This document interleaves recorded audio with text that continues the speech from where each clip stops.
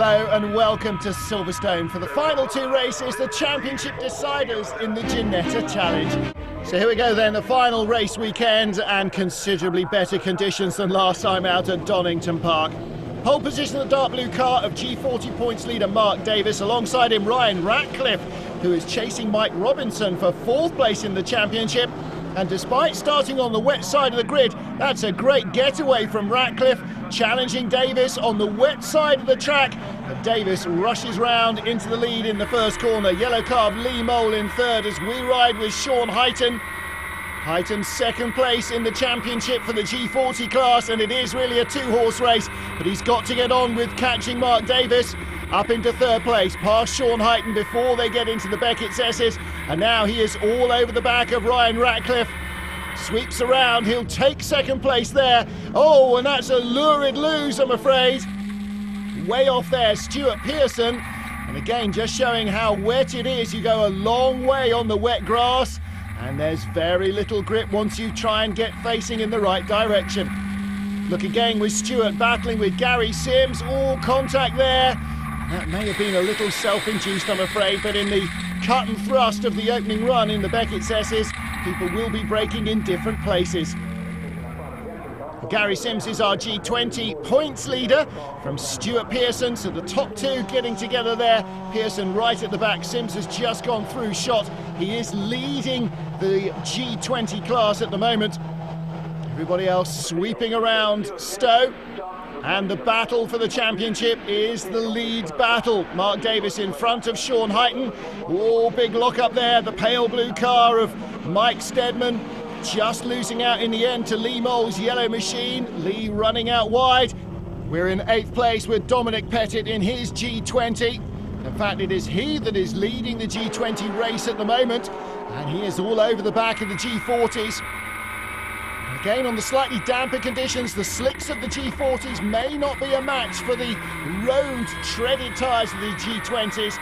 We'll take that in our stride as we get to the battle for the lead. Sean Heighton all over Mark Davis.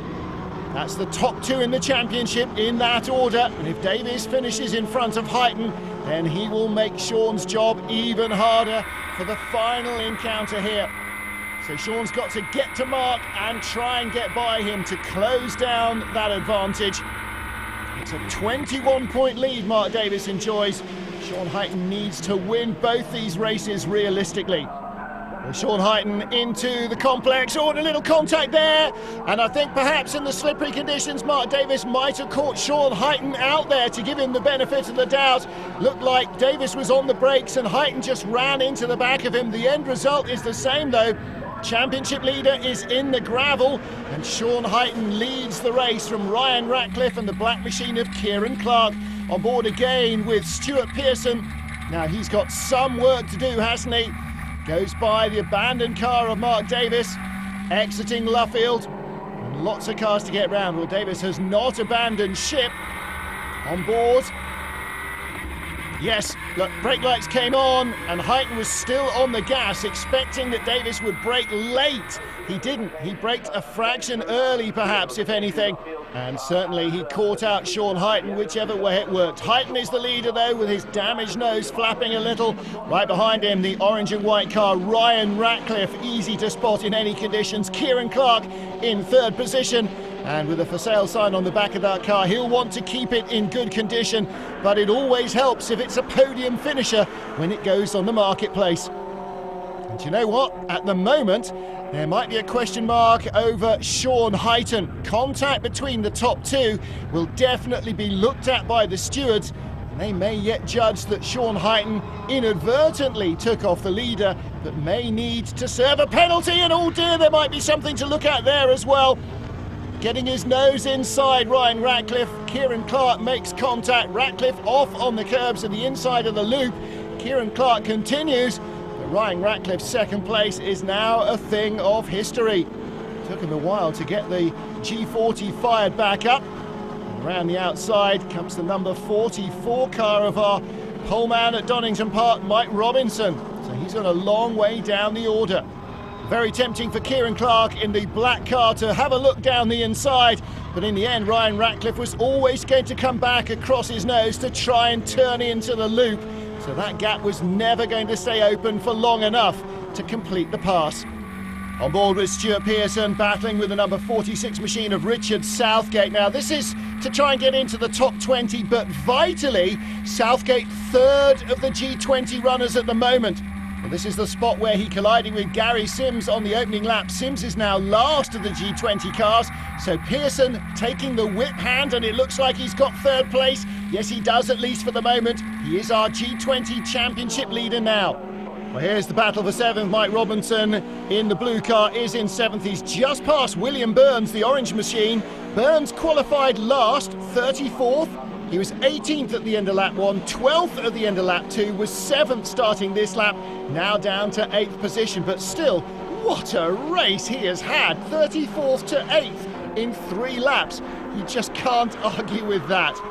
Well, Mike Robinson gives the place away again now as he loses it, turns into Abbey just too fast, changes his mind and wavers off the throttle, and the rear tyres just keep going on in a straight line. Well, that was a dramatic high-speed lose. Battle for 7th, orange car Peter Ratcliffe ahead of Lee Mole in car number 8. And right behind them, the black car, 86, that's JJ O'Malley, started 9th, and that's where he still is. Well, let's take a look back at Mike Robinson turning into Abbey.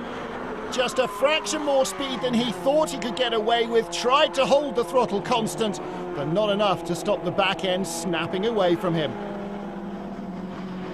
Battle for 2nd in the G20 class. Stuart Pearson with the red stripe has just taken 2nd, but Tom Mallett drafts back down along the Wellington straight. Whoa! And Pearson getting a long slide going there. So this is for 2nd in the class. So Stuart Pearson having a really good race after a dreadful start with that accident in the Beckett's S's on lap 1. Race leader Sean Heighton in the black G40. He's just put a lap, incidentally, on the G20 points leader Gary Sims' blue car. On board with Heighton. Well, he's out front after making an absolutely cracking getaway from 6th on the grid. Lights change, Lee Mole on the left starts well, Kieran Clark in front doesn't. And up the inside between Clark and the pit wall, bearing in mind Kieran wants to sell his car, may have given Sean Heighton just a fraction more room. And then a good run out of Copse Corner. Lee Mole is his first victim, gets the run alongside him. Now he's got track position for Maggots. No hint of a lift there. Brake lights come on in front from Ryan Ratcliffe. 2nd place, he looks around the 2nd element of the Beckett's S's, and he's up into 2nd. Well, then there was contact between him and the leader, Mark Davis, just about here as they got in on the brakes for Luffield, and Davis went off into the gravel. Sean Heighton still leads. He may have questions to argue, but at the moment the checkered flag is ready for him. So it will be victory on the road, at least for Sean Heighton, and that will go some way to bringing Mark Davis's championship lead right back down. Our 2-horse race is looking like a close contest. Well, just outside the top 10 overall is the yellow car of Dominic Pettit, and he is going to lead the G20 class to the line. 4th place in the championship standing, so he'll be closing up on Matt Flowers in front of him, being harassed a little at the line, but nevertheless it will be a G20 win for Dominic Pettit. Stuart Pearson in 2nd place in the class, and that will bring him the championship lead. Clive Richards was declared the winner after the stewards excluded Sean Heighton, and with Mark Davis in 8th taking fastest lap and pole for race 2, he can now no longer be caught. He will be the G40 champion.